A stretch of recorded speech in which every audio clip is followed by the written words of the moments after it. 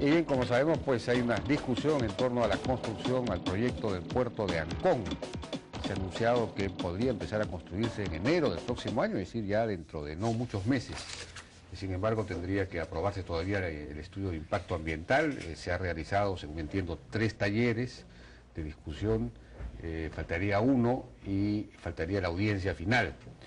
Hemos invitado a Beatriz Albajar, que es asesora legal del Santa Sofía Puertos, es decir, la empresa que va a construir o construiría el puerto si este llega a construirse, y a Carlos Chirinos, asesor legal de la Asociación de Propietarios de Ancón, que se opone a la construcción del puerto.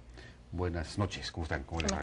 Muy buenas noches. Bueno, quizás podamos comenzar con Carlos Chirinos. ¿Cuáles son las objeciones a este puerto? Tenemos, si quiere, mostrar esas filminas que ha traído, no hay problema. Mira, en realidad nosotros tenemos 2 niveles de cuestionamientos. Uno referido a la incompatibilidad del proyecto con el Plan Nacional de Desarrollo Portuario y con los objetivos estratégicos del Perú en lo que se refiere al desarrollo de puertos. Y un segundo nivel de cuestionamiento es con los impactos irreversibles que va a generar esta infraestructura en el balneario, que en realidad lo que va a hacer es convertir el balneario en un puerto. En concreto, ¿qué cosa es lo que dice el Plan Nacional de Desarrollo Portuario? Que es un documento estratégico que proyecta en el desarrollo de infraestructura portuaria al 2035. El objetivo principal de este plan es convertir al puerto de Callao en el principal puerto hub de la costa oeste del Pacífico Sur. Y esos son los pasos económicos y políticos que se han venido dando efectivamente. Se ha producido una inversión privada de $600 millones para el muelle sur. Luego de superados algunos impases con relación a la inversión en el muelle norte, va a haber, ya lo que informó la ministra el viernes, va a haber una licitación para el muelle norte, con una inversión aproximada de $1.300 millones, aproximadamente. Entonces, no entendemos por qué en este contexto de promoción, en este contexto donde se está actuando estratégicamente, de repente sale un proyecto a 18 millas del Callao para contenedores, compitiendo con el puerto del Callao, generando confusión entre los interesados en las inversiones y estableciendo un proyecto en un área donde naturalmente y por tendencias y estándares internacionales no correspondería, ¿no? Ese es un poquito el ¿Qué respuesta habría eso, Beatriz? Bueno, el primer tema es que, como bien lo señala Carlos, y en verdad felicito que Carlos Chirinos sea el abogado del grupo opositor, porque es un profesional muy enterado en el tema medioambiental y sobre todo es un profesional que apunta al diálogo. Y eso es algo importante. Y te lo digo de arranque, Jaime, porque nosotros estamos muy preocupados por la campaña de desinformación que se está dando sobre el proyecto del puerto de Callao, que además está llegando a niveles de inclusive generar en Ancón un conflicto social tan grande como en Bagua. Y te lo digo porque si tú entras al YouTube y pones Ancón, dice, va a haber un baguazo. Entonces, yo en verdad felicito la presencia de Carlos porque Carlos es amigo del diálogo. Y creo que con sustentos técnicos nosotros nos vamos a poder entender. Ahora, Ancón no es un capricho de Santa Sofía Puertos, se encuentra previsto en el Plan Nacional de Desarrollo Portuario. Y nos llama mucho la atención que en Somos, este sábado, haya salido justamente toda una elucubración respecto de cómo así el Plan Nacional de Desarrollo Portuario no contempla Ancón con nombre y apellido, cuando es lo contrario. No solamente es lo contrario, sino que de manera expresa se señala que Ancón, dentro de otras opciones, es una opción para un desarrollo portuario. Pero además hay otro tema. Dicen, Ancón no es. Y yo pregunto, señores, ¿cómo así? Ahorita, el jueves 22 de abril, se le ha otorgado a Santa Sofía Puertos la extensión de su autorización temporal para el estudio del proyecto. Y se la entregan, además de otras consideraciones, en la 8ª y la 9ª, porque está cumpliendo con la ley en todo lo que es el estudio de prefactibilidad de este proyecto. Entonces la pregunta es, ¿de qué estamos hablando? Es cierto que hay preocupación, pero para eso nosotros no solamente hemos desarrollado 4 talleres, hemos desarrollado una serie de talleres de información con la ciudadanía, con el anconero de 365 días al año respecto del proyecto. Hay el argumento que se ha manifestado, si se quiere convertir al Callao en el puerto estratégico, ¿qué sentido tiene crearle un puerto competitivo a 18 millas? No, el tema está en primer lugar que no es un capricho nuestro. está previsto. En segundo lugar, la competencia, Jaime. Finalmente, ¿la competencia a quién beneficia? Al consumidor de a pie. Porque definitivamente la competencia implica mejor servicio y menor costo.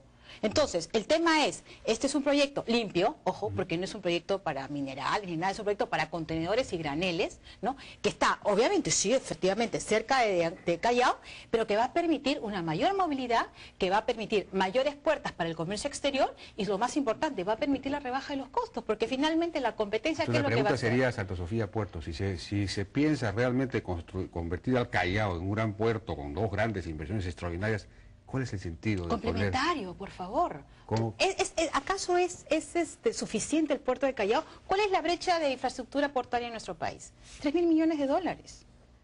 O sea, necesitaríamos 2 Dubái, 3 Dubáis para que recién podamos siquiera pensar... En Muelle Nuertos van a ser como 2 Dubáis.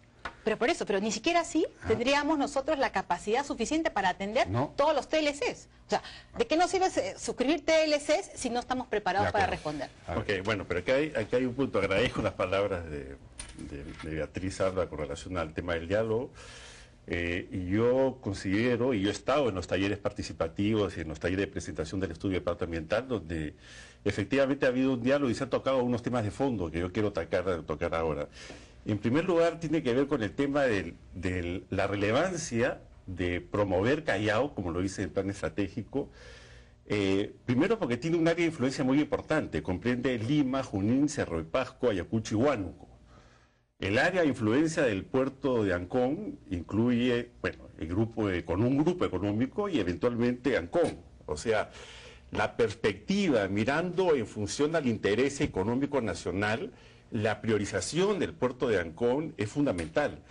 La generación de una competencia de 18 millas no tiene ningún sentido, porque un puerto hub, que es un puerto concentrador y distribuidor, tiene un área de influencia muy extensa, porque lo que hace es, al abaratar los costos, porque un puerto hub tiene como 7 o 8 puertos, concentra como 7 o 8 puertos, abarata los costos y abarata los servicios. Entonces, ¿por qué ponerle un puerto en Ancón? Ahora, eso, finalmente, si hay iniciativas privadas que lo van a hacer, de todos modos, ya es un problema de los privados. Pero la iniciativa privada también tiene que de alguna manera condicionarse a la lógica de la inversión. Porque, ¿qué pasa? ¿Usted cree que no van a haber iniciativas ahora? Yo creo que sí, pero ¿qué pasa? O sea, en Lima y Callao hay 16 puertos, 16 infraestructuras portuarias, hay una gran concentración. Al segundo nivel está Ancas, que tiene 7. Entonces, si la idea es invertir en Ancón y dentro de la lógica de los proyectos de inversión IRSA, promover como puertos alternativos Pisco y Huacho, que van a complementar Ancón, entonces esa es la perspectiva que se está dando. Ahora, dentro de lo que son los estándares internacionales hay 3 o 4 reglas que se tienen que cumplir como principio. En primer lugar, que los puertos no tienen que realizarse en bahías cerradas con una cobertura natural. Tiene que hacerse a mar abierto y ganando terreno desde la tierra, desde la orilla. En segundo lugar, no tiene que hacerse cerca de poblaciones humanas. Tiene que hacerse un área donde haya una gran capacidad para ubicación de contenedores, porque movilizan millones de contenedores, y consideran sobre todo que las áreas de ensenada de bahías cerradas son áreas de gran diversidad biológica. Cuando hablamos de puertos cautivos, porque responden a un interés económico, como lo puede ser el puerto de Conchán, el puerto de Cementos Lima, el puerto de Camisea, estamos hablando de puertos abiertos y nadie los va a discutir. O sea, la inversión privada se puede adecuar y puede complementar.